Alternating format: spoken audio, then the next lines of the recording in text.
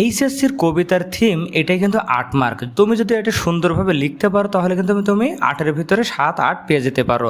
তো তোমাদের জন্য আজকে এইচএসসির যত কবিতা আছে সবগুলোর আমি থিম একটা ক্লাসে আলোচনা করে দেব এবং এগুলো খুব সহজ ভাষায় লেখা হয়েছে এবং বাংলায় ব্যাখ্যা করে দেব।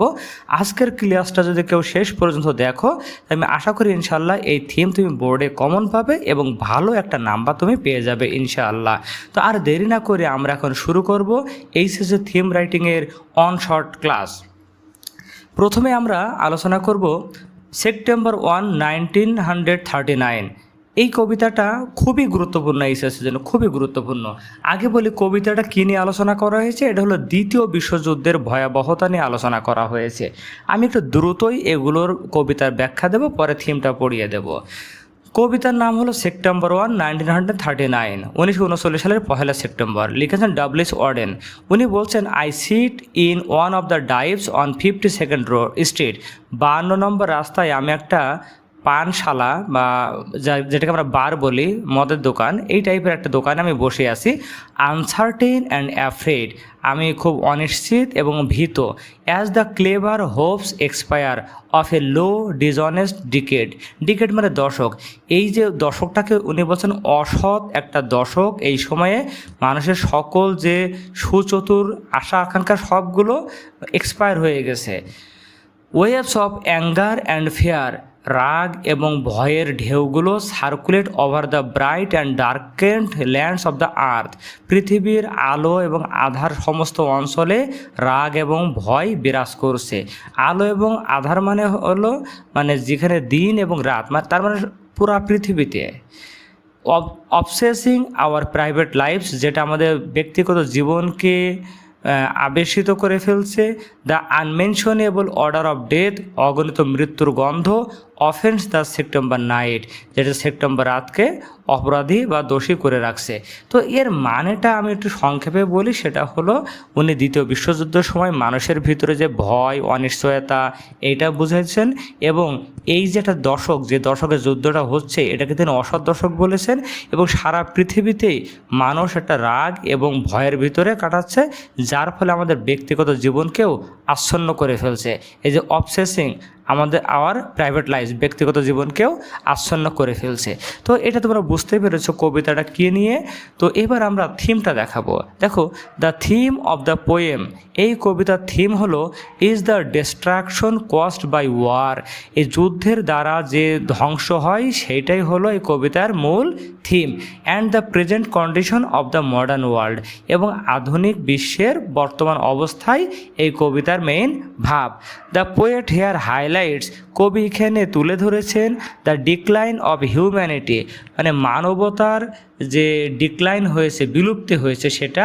And the feelings of uncertainty and fair, এবং ভয় এবং অনিশ্চয়তার যে অনুভূতি সেইটাই। মানে কবি এখানে মানবতার যে দিন দিন বিলীন হয়ে যাচ্ছে সেইটা এবং মানুষের ভিতরে ভয় এবং অনিশ্চয়তার যে অনুভূতি সেটাই এই কবিতায় তুলে ধরেছেন। Through out a historical event, একটা ঐতিহাসিক ঘটনার মাধ্যমে, মানে এই দ্বিতীয় বিশ্বযুদ্ধের ঘটনার মাধ্যমে হি পয়েন্টস আউট দ্যাট, তিনি এটা তুলে ধরেছেন যে war brings nothing but death and sufferings, যুদ্ধ মৃত্যু এবং ভোগান্তি ছাড়া আর কিছুই বয়ে নিয়ে আসে না। দোজ উইন্টার সানডেজ, ওই শীতের রবিবারগুলো। রবার্ট হাইডেন লিখেছেন এই কবিতাটা। তো কবিতার মেইন ভাবটা হলো কি, রবিবার তো সাধারণত ছুটির দিন থাকে, তো এই ছুটির দিনেও এই কবির বাবা শীতের ভোরে উঠে সবার জন্য কাজ করতো, ঘর গরম করতো এবং তার ছেলের জামা কাপড়গুলো রেডি করে রাখতো, জুতা পলিশ করে রাখতো। কিন্তু সে যে পরিবারের জন্য এত কাজ করেছে এরপর কেউ তাকে কখনো থ্যাংক ইউ দেয় নাই। তো দেখো, আমি কবিতাটা পড়িয়ে দিচ্ছি। Sundays too my father got up early, রবিবারেও আমার বাবা খুব সকাল সকাল উঠতো। And put his clothes on in the blue black cold, blue black মানে তীব্র আর কোল্ড মানে শীত, এই তীব্র শীতের ভিতরে তার পোশাক পরতো। Then with cracked hands that ached from labour in the weekday weather made banked fires blaze. এরপরে তার যে ফাটা হাত ছিল, সাপ্তাহিক কর্মদিবসে কাজ করতে গিয়ে তার যে হাতটা ফেটে ব্যথা করতো, ব্যথা করতো, এর ভিতরে তিনি কী করতেন, ওই হাত দিয়েই এই যে আগুন জ্বালাতেন। No one ever thanked him, কেউ তাকে কখনো ধন্যবাদ জানায় নাই। I would wake and hear the cold splintering breaking, আমি ঘুম থেকে উঠে দেখতাম শিশির চিড়চিড় করে ভেঙে পড়ছে। When the rooms were warm he would call, রুমটা যখন গরম হতো তিনি আমাকে ডেকে তুলতেন।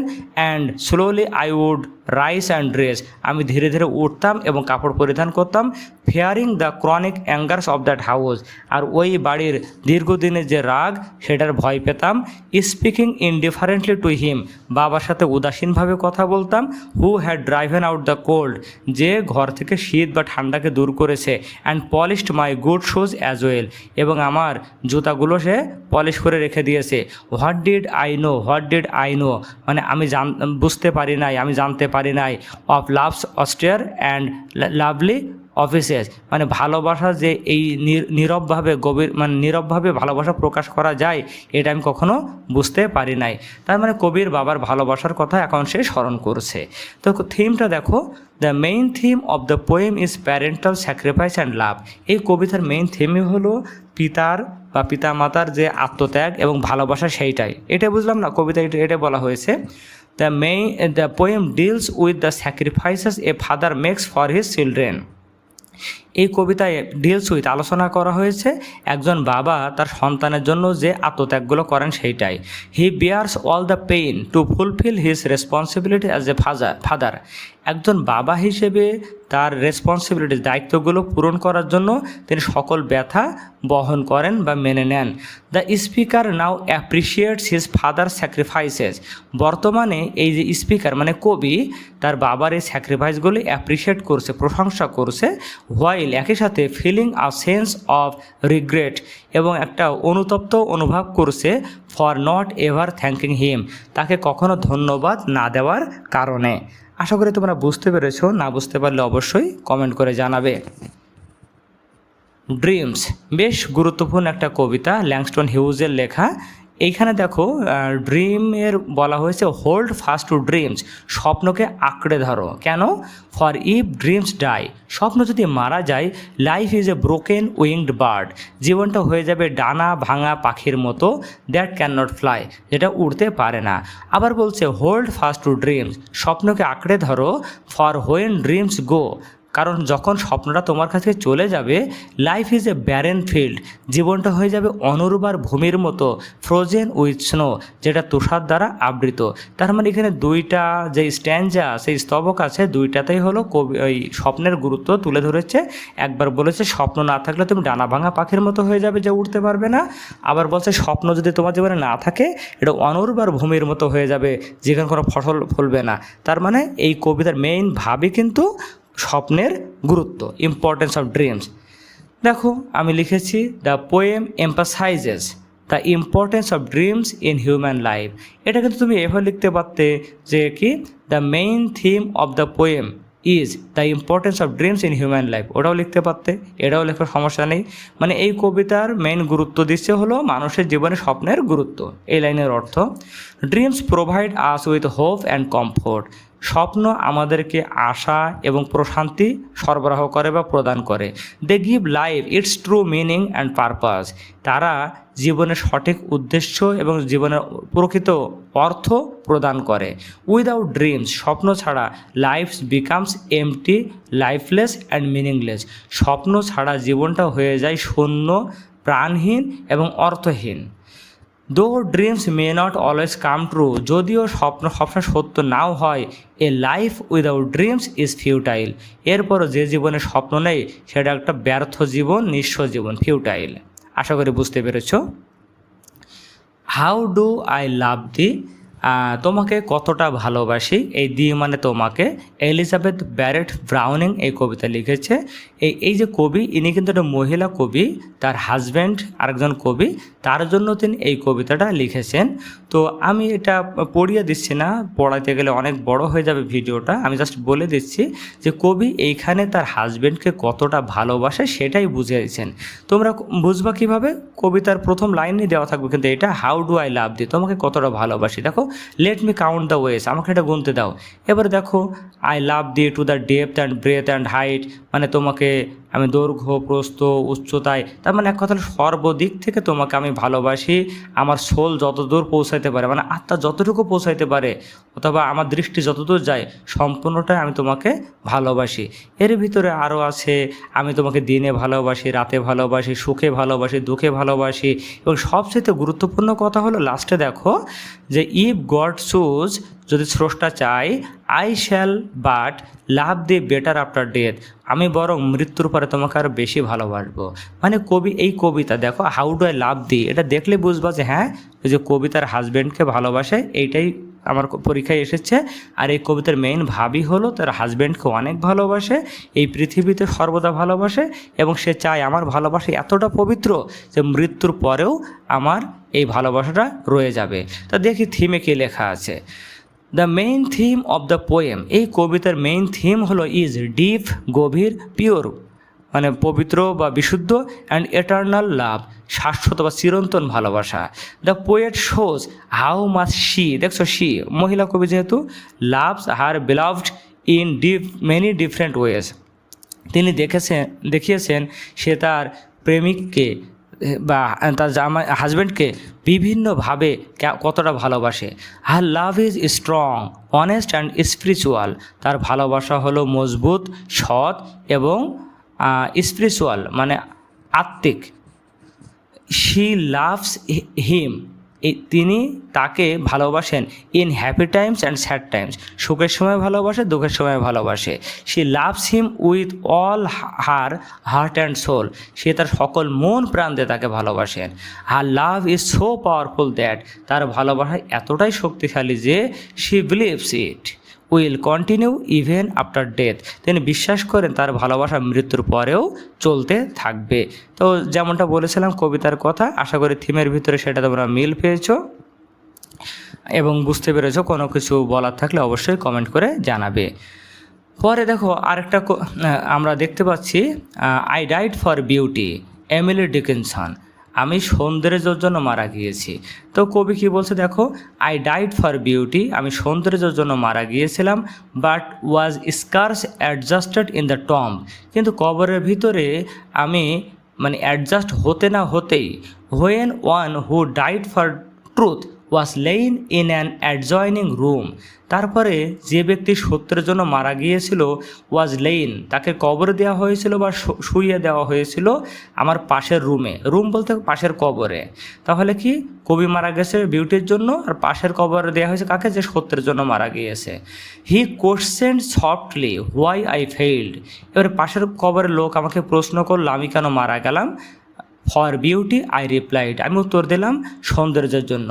And I for truth the two are one, we brother and are he said, এর পাশের কবরের লোক বলল আর আমি সত্যের জন্য মারা গিয়েছি, আর এই দুটোতে একই জিনিস, সত্য আর সৌন্দর্য একই জিনিস, তাহলে আমরা তো আত্মীয় স্বজন। ব্রাদার অ্যান্ড মানে ভাই ভাই আত্মীয় স্বজন, হ্যাঁ, তাহলে তো আমরা ভাই ভাই বা আত্মীয় স্বজন। And so as kinsmen met a night we talked between the rooms, আচ্ছা এরপরে জানো কিন্সমেন মানে আত্মীয়, আচ্ছা কোনো এক রাতে কোনো আত্মীয় স্বজন দেখা করেছিল এবং পাশাপাশি দুই রুমের ভেতর গল্প করেছিল। Until the moss had reached our lives and covered up our names, ততক্ষণ আমরা কথা বলেছিলাম যতক্ষণ না শ্যাওলা আমাদের লিপস ঠোঁট পর্যন্ত পৌঁছে গেল এবং আমাদের নামকে মুছে দিল। তার মানে এখানে কবি একটা জিনিসই বোঝাতে চেয়েছেন, সেটা হলো ট্রুথ আর বিউটি হলো একই জিনিস। দেখো থিমটা কী লিখেছি, দ্য সেন্ট্রাল থিম অথবা main theme of the poem, এই কবিতার মেইন থিম হলো the connection between truth and beauty, beauty এবং ট্রুথের মধ্যে যে সম্পর্ক সেইটা। হিয়ার এইখানে the poet means to say that, এটাই বোঝাতে চেয়েছেন truth and beauty are identical. Identical মানে হলো অভিন্ন, তুমি এখানে সেম দিতে পারো আইডেন্টিক্যাল না দিয়ে। They are portrayed as parallel in various ways, various মানে বিভিন্নভাবে তাদেরকে সমান্তরালে ফুটিয়ে তোলা হয়েছে। The poet also implies that, কবি আরও বুঝিয়েছেন, ইমপ্লাইজ মানে বোঝানো, ইভেন্স হ্যাজ গ্রেট প্রিন্সিপালস, এই যে মহান মূলনীতি বা নীতি, একটা হলো বিউটি আর ট্রুথ, একটা ভালো গুণ, as beauty and truth are subject to the ravages of time, এরাও সময়ের সাথে সাথে ধ্বংস হয়ে যায় বা নষ্ট হয়ে যায়। এই যে লাস্টে বললো না যে শ্যাওলা আমাদের ঠোঁটটা ঢেকে দিল এবং আমাদের নামকে মুছে দিল, ঠিক আছে, মানে যতই সৌন্দর্য হোক সত্য যাই হোক এটাও একসময় পৃথিবী থেকে উঠে যায়, নষ্ট হয়ে যায়, সৌন্দর্য চিরস্থায়ী হয় না। আশা করি তোমরা বুঝতে পেরেছো। বেঙ্গল স্পেস জীবনানন্দ দাশ, এটা মূলত হলো একটা বাংলা কবিতা। বাংলা কবিতা জীবনানন্দ দাশের লেখা ছিল যে বাংলার মুখ আমি দেখিয়াছি তাই পৃথিবীর রূপ খুঁজিতে যায় না, আর এমন একটা কবিতা আছে। তো সেটা হলো ইংলিশ ভার্সনে আমাদেরকে দেওয়া হয়েছে এখানে। তো এটা অনেক বড় কবিতা, আমি এটা লাইন বাই লাইন পড়াবো না, জাস্ট কী আছে সেটা আমি বলি।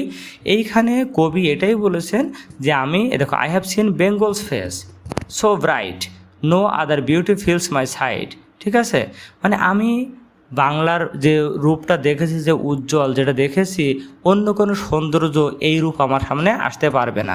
এরপরে তিনি দেখো বাংলাদেশের বিভিন্ন গাছপালা, নদী নালা, ঠিক আছে, এইগুলোর অনেক সুন্দর সুন্দর বর্ণনা দিয়েছেন। এবং এইখানে বেহুলারও একটু কথা বলেছে, তোমরা বেহুলা পড়ে থাকবে যে বেহুলার একটা প্যাসেজ আছে তোমাদের বইয়ে। তো যাই হোক, সেই বেহুলা স্বর্গে গিয়েছিল, তারপরে যাওয়ার সময় সে নদীর দুই ধারে বাংলার কী রূপ দেখেছিল সেটা এখানে বলেছেন। তো এই হলো একটা কথা, যে মেইন কথা হলো এই কবিতায় কবি বাংলার যে সৌন্দর্য, অসাধারণ সৌন্দর্য, এটাই তিনি তুলে ধরেছেন। তো থিমটা কী লিখছে দেখো, the poem expresses the poet's deep love and admiration for Bengal. কবির বাংলাদেশের প্রতি যে গভীর ভালোবাসা এবং প্রশংসা, এটাই তুলে ধরেছে এই কবিতায়। He portrays Bengal as a land of extraordinary natural beauty. তিনি বাংলাকে ফুটিয়ে তুলেছেন অসাধারণ প্রাকৃতিক সৌন্দর্যের একটা লীলাভূমি হিসেবে, যেটা ফিল্ড উইথ, যেটা পরিপূর্ণ rivers, trees, birds and village life. আশা করি এটা বুঝেছো যে নদী, গাছপালা, পাখি, গ্রামীণ জীবন এটা দ্বারা পরিপূর্ণ। বাই রেফারিং টু বেহুলা, আবার এই কবিতায় বেহুলার যে রেফারেন্স টেনে the poet connects nature with Bengal's rich culture and tradition. এই বাংলাদেশের প্রকৃতির সাথে বাংলাদেশের যে সমৃদ্ধ সংস্কৃতি এবং ঐতিহ্য আছে সেটাকে তিনি সংযুক্ত করেছেন একসাথে। টু হিম, তার মতে, no place in the world, পৃথিবীর কোনো জায়গায় is as beautiful and charming as Bengal. কোনো জায়গায় না বাংলাদেশের মতো এত সুন্দর এবং আকর্ষণীয় আর কোনো জায়গা নাই। দাস, এভাবেই the poem celebrates patriotism and the everlasting beauty of the motherland. এভাবেই এই কবিতা দেশপ্রেম এবং মাতৃভূমির যে অমর সৌন্দর্য এটাই ফুটিয়ে তুলেছে। আশা করি বুঝতে পেরেছো, না বুঝলে অবশ্যই কমেন্ট করবে, কোনো কিছু বলার থাকলে অবশ্যই আমাকে জানাবে। ডেথ বেড, ডেথ বেড কবিতাটা আমাদের ইংলিশ বইয়ের একদম লাস্টে যে অংশটা আছে, রিডিং ফর প্লেজার মানে আনন্দ পাঠ, সেইখানে এটা দেওয়া আছে। এটা লিখেছেন হলো ইমাম গাজালি। বেশ সুন্দর একটা কবিতা এবং বেশ গুরুত্বপূর্ণ, এটা টেস্ট পেপারে অনেকবার এসেছে। তো আমি একটু দ্রুত এটা পড়িয়ে দিই। দেখো, ইমাম গাজালি তিনি বলছেন, say unto brethren when they see me dead and weep for me lamenting in sadness. বলছে, যখন দেখবে আমার ভাইয়েরা বা আত্মীয় স্বজনেরা আমাকে মৃত অবস্থায় দেখবে এবং আমার জন্য কান্না করবে, বিলাপ করবে, think I am this corpse আর টু বাড়ি। তারা মনে করবে এই যে কর্পস মানে মৃতদেহ, এই যে মৃতদেহ এটা আমি এবং আমাকে কবর দিতে হবে। I swear by God this dead one is not I, যে খোদার কসম করে বলছি এই মরা দেহটা আমি না। I in the spirit am, আমি তো আত্মার ভিতরে আছি। And this my body my dwelling was my garment for a time. আর এই যে বডিটা তোমরা দেখছো, এটা দীর্ঘদিন ধরে আমার জামা কাপড়ের মতো, আমার আত্মার বসবাসের জায়গা ছিল বা জামা কাপড়ের মতো ছিল, garment. I M A treasure, আমি একটা গুপ্তধন। হিডেন আই ওয়াজ বিনিথ, এর ভিতরে আমি লুকিয়েছিলাম। This talisman of dust wherein I suffered, আর এই মাটির দেহের ভিতরে, তালিসমান অফ ডাস্ট মাটির দেহ, তালিসমান মানে মূলত হলো কোনো কিছুর যে সিন্দুক টাইপের, আর ডাস্ট মানে হলো মাটি। তো শরীরকে বলা হচ্ছে যে মাটির দেহ, এর ভিতরে আমি অনেক ভুগেছি, কষ্ট পেয়েছি। পরে আবার বলছে আই এম এ পার্ল, আমি একটা মুক্তা। এ শেল ইমপ্রিজন্ড মি, আর মুক্তা কোথায় থাকে? ঝিনুকের ভিতরে, আর ঝিনুকের এই যে আবরণ তার ভিতরে মুক্তাটা লুকানো থাকে। তো বলছে আমি হলাম একটা সেই মুক্তা, মানে আত্মাটা একটা মুক্তা, আর এই বডির ভিতরে আমি বন্দি ছিলাম। But leaving it all trials I have left, কিন্তু এটা যখন ত্যাগ করলাম আমি সকল দুঃখ কষ্ট ত্যাগ করে ফেললাম। পরে আবার বলছে আই এম এ বার্ড, মানে আত্মাটা পাখির মতো, and this was once my cage, আর এই শরীরটা এই বডিটা ছিল আমার খাঁচার মতো। বাট আই হ্যাভ ফ্লোন, কিন্তু আমি উড়ে গেছি। Leaving it as a token, এটাকে স্মৃতি হিসেবে রেখে। I praise God who hath set me free and made for me dwelling in the heavenly heights, বলছে আমি স্রষ্টার প্রশংসা করি যে আমাকে মুক্তি দিয়েছেন এবং স্বর্গে আমার জন্য একটা আবাসভূমি রেখেছেন, বানিয়েছেন। Here now I was a dead man in your midst, বলছে এখানে তোমাদের মাঝে আমি একটা মরা মানুষ, but I have come to life and doffed my shroud, বলছে কিন্তু আমি আমার প্রকৃত জীবনে এসেছি আমার কাফন থেকে মুক্ত হয়ে। তো এই ছিল, তোমরা বুঝতে পেরেছো মনে হয় তিনি বলতে চাচ্ছে যে এই যে বডিটা দেখছো এটাই আমি না, আমার আসল পরিচয় হলো আমি হলাম আত্মা, আর মৃত্যুর পরে জীবনটাই হলো প্রকৃত জীবন। দেখো, the main theme of the poem is the life after death, এই কবিতার মেইন থিম হলো মৃত্যুর পরের জীবন। And the final destiny of the soul, soul মানে আত্মা, আর ডেস্টিনি মানে হলো পরিণাম, মানে আত্মার চূড়ান্ত পরিণামটা কি সেইটাই। The poet here points out that, কবি এখানে এটাই উল্লেখ করেছেন যে actual life begins after death, প্রকৃত জীবন মৃত্যুর পরে শুরু হয়। Worldly life is full of sufferings, পৃথিবীর জীবনটা হলো ভোগান্তিতে পরিপূর্ণ। বাট আফটার লাইফ, মৃত্যুর পরের জীবন, ব্রিংস লিবারেশন অ্যান্ড কমফোর্ট, স্বাধীনতা এবং প্রশান্তি নিয়ে আসে। প্রপারলি প্রিপেয়ারিং ফর ডেথ, কেউ যদি মৃত্যুর জন্য সঠিকভাবে প্রস্তুতি নেয়, results in spiritual tranquillity and relief, এর ফলে কী হবে? স্পিরিচুয়াল আত্মিক প্রশান্তি এবং মুক্তি মিলবে কেউ যদি মৃত্যুর জন্য সঠিকভাবে প্রস্তুতি নেয়। তো এই ছিল ডেথ বেথ কবিতার ব্যাখ্যা এবং তার থিম। আশা করি বুঝতে পেরেছ। কোনো কিছু জানা থাকলে বলা থাকলে অবশ্যই কমেন্ট করবে। ড্রিমস, ড্রিমসের আরেকটা কবিতা ছিল, সেটা হলো ড্রিমসের গুরুত্ব নিয়ে। আর এটা হলো ড্রিমস কয় প্রকার, তোমরা একটা প্রবাদ মানে একটা ডায়লগ শোনো এপিজে আবুল কালামের, সেটা হলো স্বপ্ন সেটা না যেটা তুমি ঘুমিয়ে দেখো, স্বপ্ন সেটা যেটা বাস্তবায়নের চেষ্টা তোমাকে ঘুমোতে দেয় না। সেটাই হলো এই কবিতার মেইন থিম। দেখো কি বলছে DS Lawrence, all people dream but not equally, সবাই ঘুমায় কিন্তু সমানভাবে না। All people dream but not equally, সবাই স্বপ্ন দেখে কিন্তু সমানভাবে না। Those who dream by night in the dusty resources of their mind, অর্থাৎ যারা মনের নিভৃতে রাতের অন্ধকারে মানে স্বপ্ন দেখে, ওয়েক ইন দ্য মর্নিং, সকালে ঘুম থেকে ওঠে, to find that it was vanity, সকালে ঘুম থেকে উঠে দেখে এটা নিষ্ফল ছিল, ভ্যানিটি নিষ্ফল, শূন্য, মানে রাতে যে স্বপ্ন দেখছে তার কোনো ভ্যালু নাই। তুমি স্বপ্ন দেখেছো তোমার গাড়ি বাড়ি হয়েছে, অনেক টাকা পেয়েছো, ঘুম থেকে উঠে দেখো কিচ্ছু নাই, এই যে নিঃস্ব। But the dreamers of the day, কিন্তু যারা দিবা স্বপ্ন দেখে আর ডেঞ্জারাস পিপল, এরা খুব মারাত্মক লোক। ফর দে, কেন মারাত্মক? Their dreams with open eyes, এরা চোখ খোলা রেখে স্বপ্ন দেখে, and make them come true, তাকে বাস্তবে পরিণত করে ছাড়ে। তাহলে বুঝছো তো, রাতের স্বপ্নটা স্বপ্ন না, যেটা দিনে দেখা হয় এবং সেটা কাম ট্রু মানে বাস্তবে পরিণত করা হয়, সেটাই হলো প্রকৃত স্বপ্ন। তো থিমটা কি দেখো, dreaming is common to all, স্বপ্ন সবার জন্য সমান বা সাধারণ একটা বিষয়, বাট কিন্তু it differs from person to person, এটা লোকভেদে এটা পার্থক্য হয়। ন্যাচারালি সাধারণত পিপল ড্রিম অ্যাট নাইট, মানুষ রাতে স্বপ্ন দেখে, but some people dream with open আইস, কিন্তু কিছু লোক চোখ খোলা রেখে মানে জেগে জেগে স্বপ্ন দেখে। দ্য পোয়েট এম্পাসাইজেস দ্যাট, কবি এটাই জোর দিয়েছেন, এম্পাসাইজ মানে জোর দেওয়া, যে people who dream with open আইস, যারা জেগে স্বপ্ন দেখে আর ডেঞ্জারাস, তারা খুব মারাত্মক। কেন? Because they turn their dreams into reality, তারা তাদের স্বপ্নকে বাস্তবে রূপান্তর করে। টার্ন ইন্টু মানে রূপান্তর করা, কিভাবে করে? থ্রু অ্যাকশন অ্যান্ড ডিটারমিনেশন, তাদের কাজ এবং সংকল্পের মাধ্যমে। আশা করি বুঝতে পেরেছ।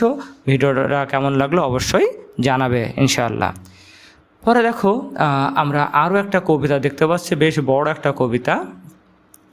শি ওয়াকস ইন বিউটি, সে সৌন্দর্য ভঙ্গিমায় হেঁটে বেড়ায়, লিখেছেন হলো লর্ড বায়রন। কবিতাটা বেশ গুরুত্বপূর্ণ। দেখো তো সম্পূর্ণটা আমি লাইন বাই লাইন পড়াবো না, মানে এইখানে হলো কি দেখো, she walks in beauty like the night of cloudless climes and starry skies, মানে সে সুন্দর ভঙ্গিমায় হেঁটে বেড়ায় সেই রাতের মতো, হ্যাঁ, যেখানে মেঘ নাই এবং তারকা খচিত আকাশ, and all that best of dark and bright meet in her aspect and her আইস।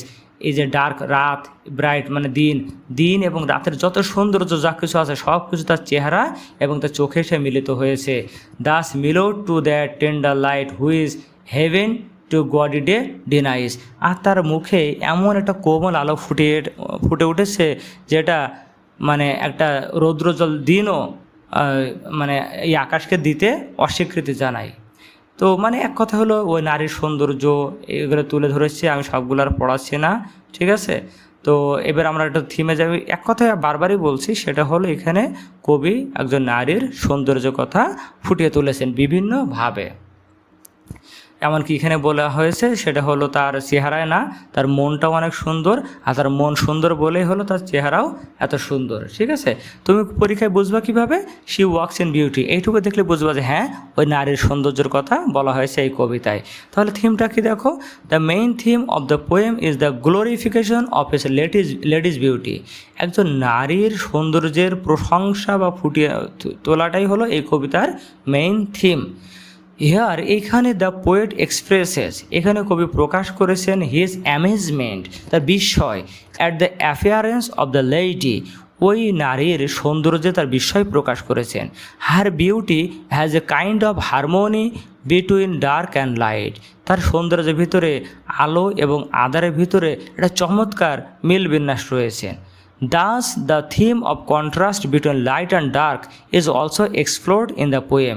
এইভাবে আলো এবং আঁধারের ভিতরে যেটা বৈপরত্য, এই জিনিসটাও আবার এই কবিতার ভিতরে ফুটে উঠেছে। তো এই ছিল হলো এই কবিতার থিম, তুমি তোমার মতো করে লিখতে পারো। এক কথায় হলো এই কবিতার মেইন থিম হলো একজন নারীর সৌন্দর্য, এটা বিভিন্নভাবে তিনি ফুটিয়ে তুলেছেন। হোপ একটা বেশ গুরুত্বপূর্ণ কবিতা, এটা লিখেছেন এমিলি ডিকিনসন। এটা আছে তোমাদের বইয়ের শেষ অংশে রিডিং ফর প্লেজার, যার মানে হলো তোমার আনন্দ পাঠ, ওইখানে এটা আছে। তো দেখো এই হোপটা কী বলছো, hope is the thing with feathers that perches in the soul and sings the tune without the words and never stops at all. মানে স্বপ্ন হলো ফেদার মানে পালক, তো পালকওয়ালা কী আছে, পাখি। আচ্ছা স্বপ্ন এই আশা হলো পাখির মতো, যেটা আমাদের মনের ভিতরে বাসা বাঁধে এবং না থেমে সবসময় গান গেয়ে যায়, ঠিক আছে। এটা আমাদের সুখের সময়ও থাকে, আমাদেরকে ছেড়ে যায় না।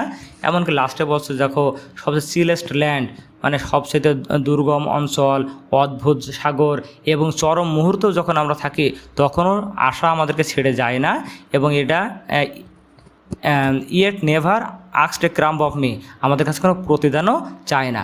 আমি জানি না কবিতা পড়ে কি বুঝেছো, তবে এইটুকু জেনে রাখো কবিতার প্রথমে হোপ দেওয়া আছে মানে আশা, আর এই পুরা কবিতার অর্থ হলো হোপ আমাদের মনের ভিতরে সব সময় বেঁচে থাকে।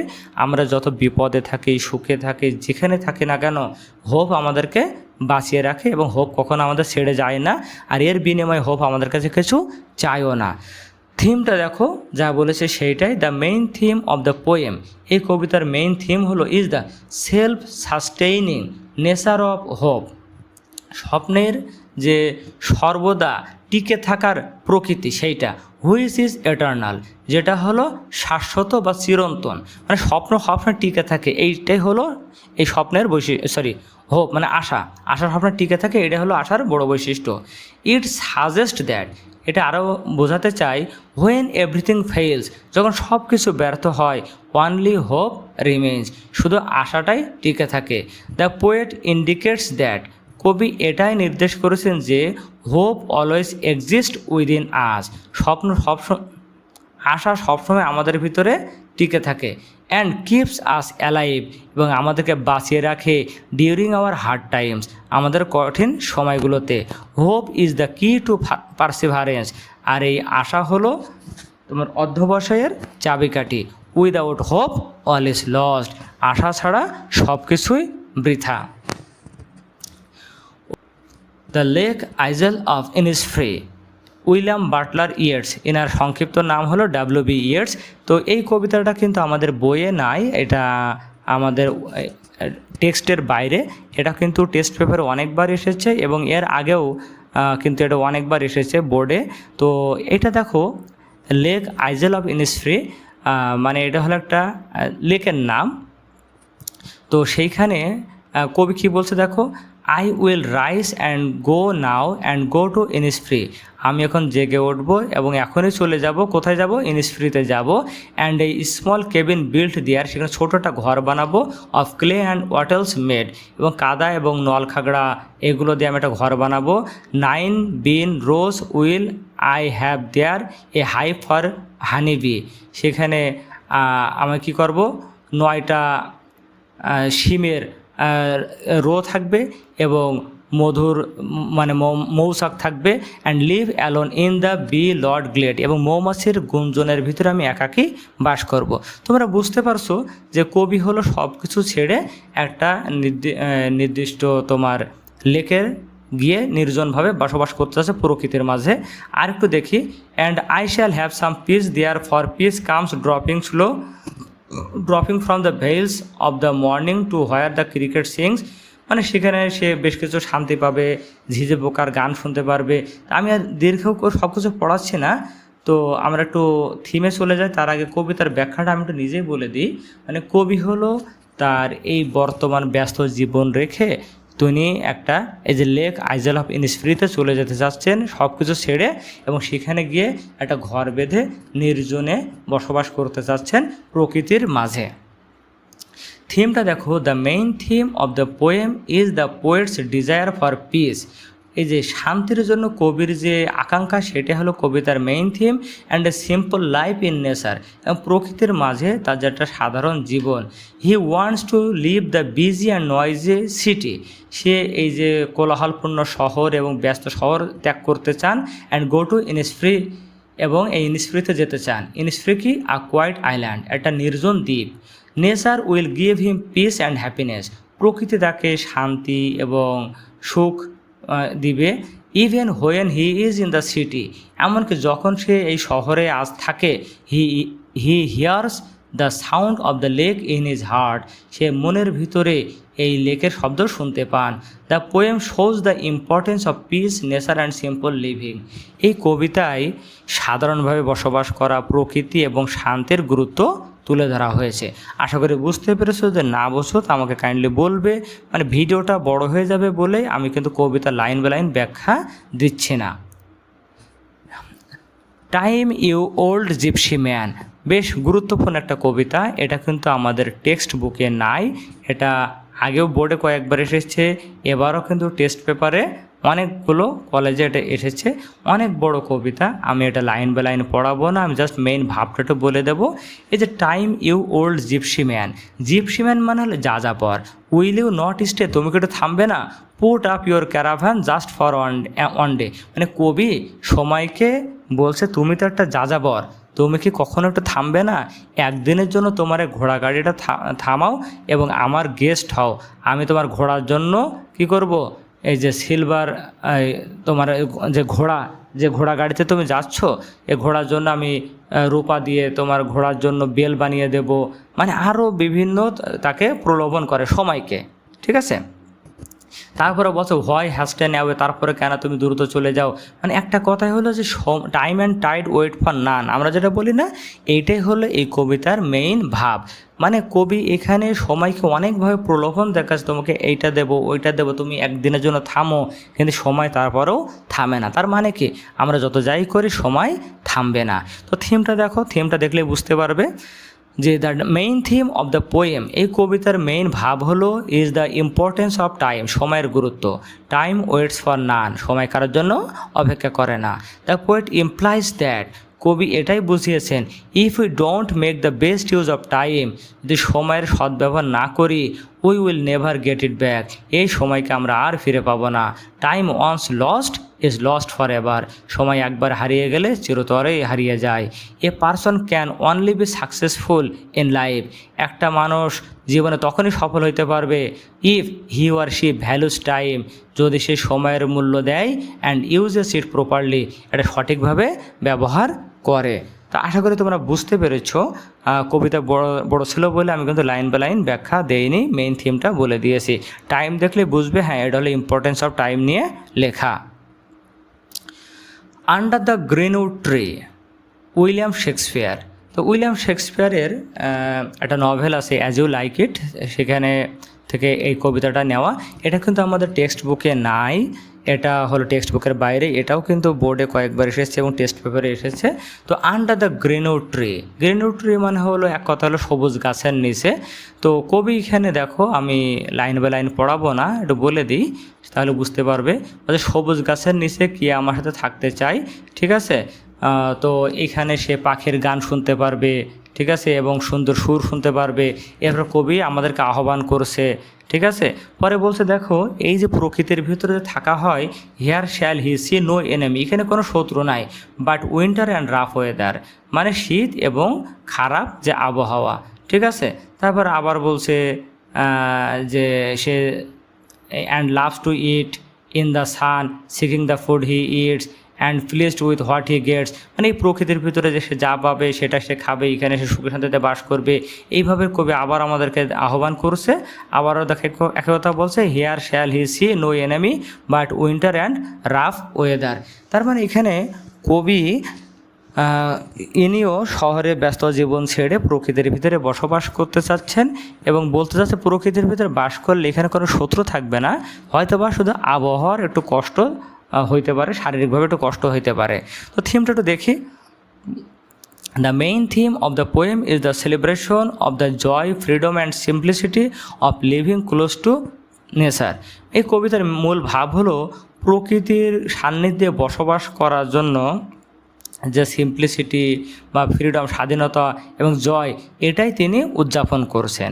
The poet praises the peaceful existence of those who live away from the artificiality of society.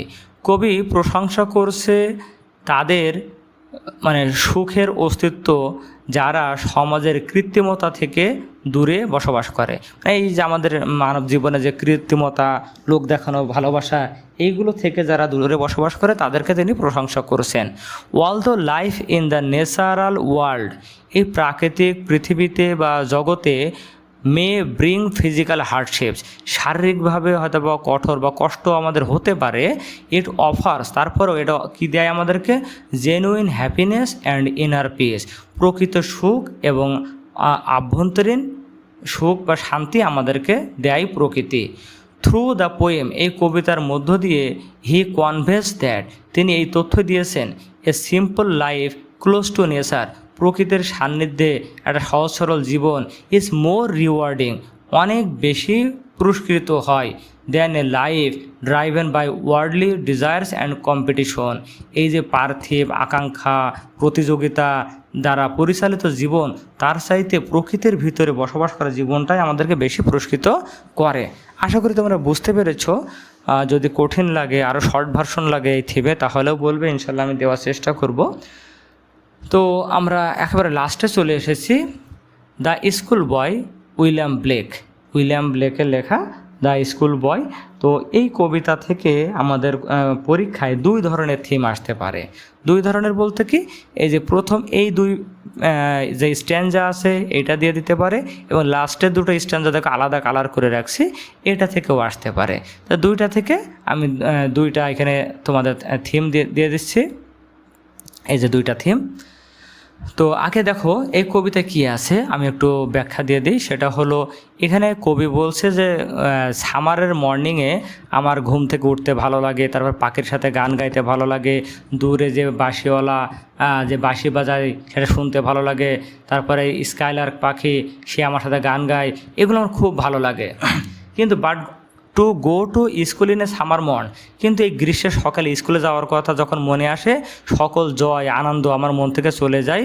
কারণ সারাদিন ওই নিষ্ঠুর চোখের নিচে কিভাবে আমাদের মধ্যে ছোট ছোট শিশুরা দিনটা মানে অতিক্রম করবে হতাশা আর দীর্ঘশ্বাসের মাধ্যমে। এই হলো এইটুকুর অর্থ, ঠিক আছে।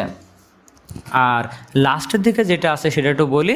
পরে কবি তার বাবা মাকে ডাকছে, দেখো, ও ফাদার অ্যান্ড মাদার, তার বাবা মাকে ডাকছে, ইফ বার্ডস আর নিফট, যদি অঙ্কুরেই বিনষ্ট হয়ে যায় তাহলে, আর এই যে ব্লোজমস ব্লোন অ্যাওয়ে, ফুল যদি ঝরে যায়, তারপরে এই যে কচি গাছগুলোকে যদি উপড়ে ফেলা হয় এবং বসন্তের আনন্দগুলো যদি ঝরে যায়, কি দ্বারা? বাই সরো অ্যান্ড কেয়ারস ডিসমে, এই হতাশা এবং দুঃখের দ্বারা।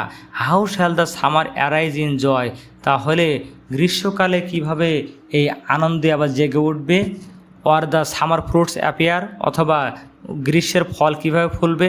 এর মানে হলো কবি বলতে চাচ্ছে যে যদি অঙ্কুরে বিনষ্ট হয়ে যায়, ফুল যদি ঝরে যায়, কচি গাছ যদি উপড়ে ফেলা হয়, তাহলে মানে গ্রীষ্মকালে এই ফল কিভাবে পাবে, কিভাবে এই যে how shall the summer arise in joy, মানে গ্রীষ্মকাল কিভাবে আনন্দ ভরে উঠবে।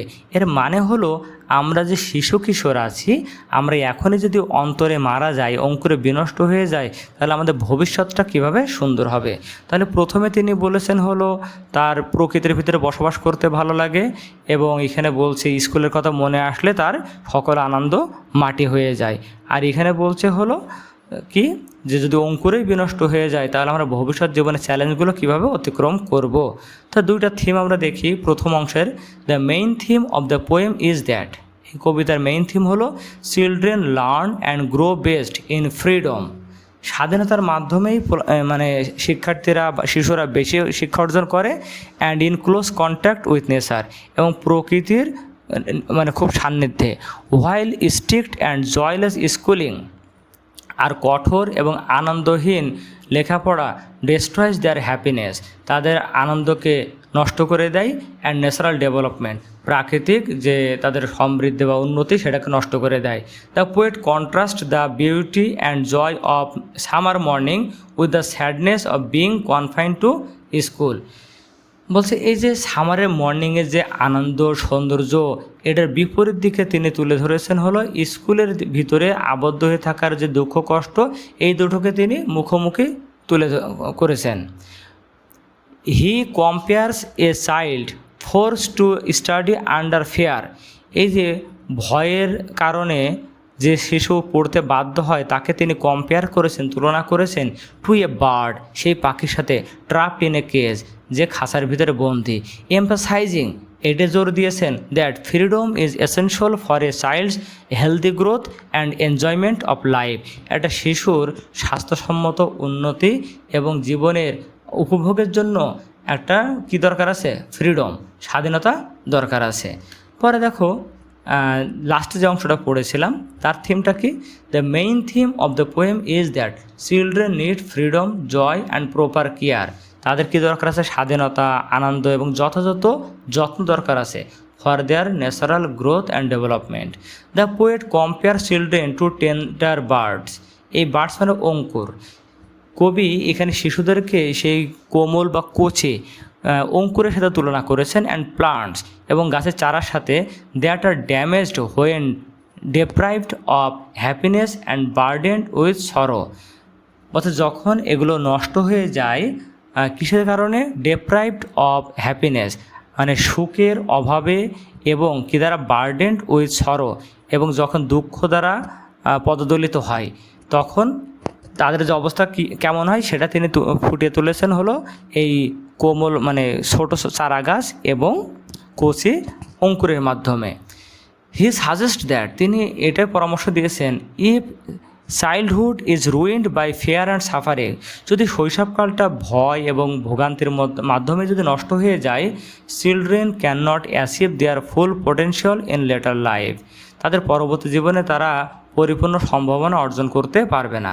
দাস, এভাবেই the poem emphasizes the importance of a joyful and nurturing environment for a child's healthy growth.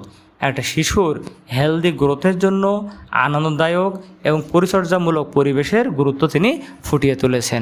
তো দীর্ঘক্ষণ আমরা থিম নিয়ে আলোচনা করলাম, ঠিক আছে। ভিডিওটা কেমন লাগলো অবশ্যই বলতে ভুলবে না। যদি কোনো থিমটা বড় মনে হয় বা কঠিন মনে হয় সেটা আমাকে বলবে, আমি যথাসাধ্য চেষ্টা করব এগুলোকে সহজ করে দেওয়ার জন্য। তো আজকে এই পর্যন্তই, পরবর্তী ভিডিও দেখার আমন্ত্রণ জানাই শেষ করছি। আসসালামু আলাইকুম।